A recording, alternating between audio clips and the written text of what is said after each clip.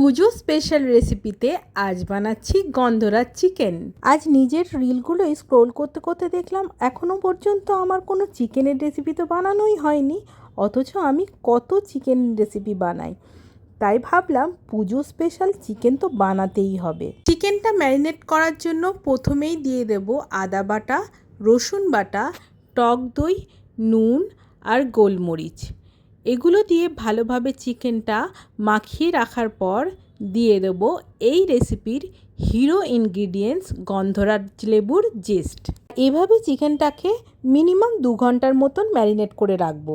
আজ রান্নাটা সাদা তেলেই করব। তেল গরম হওয়ার পর ফোড়নে দিয়ে দেব তেজপাতা, ডালচিনি আর গোটা গোলমরিচ। এরপর পেঁয়াজগুলো দিয়ে ভালোভাবে লাল লাল করে ভেজে নেব।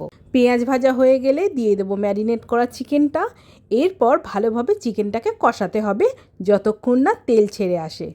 মাংস কষা হয়ে গেলে পরিমাণ মতন জল দিয়ে ঢেকে রান্না করব যতক্ষণ না মাংসটা সিদ্ধ হয়ে যায়। এরপর মাংস সিদ্ধ হয়ে গেলে গ্যাস অফ করে এবার একটু লেবুর রস ছড়িয়ে 2 মিনিটের জন্য চাপা দিয়ে রেখে দেবো।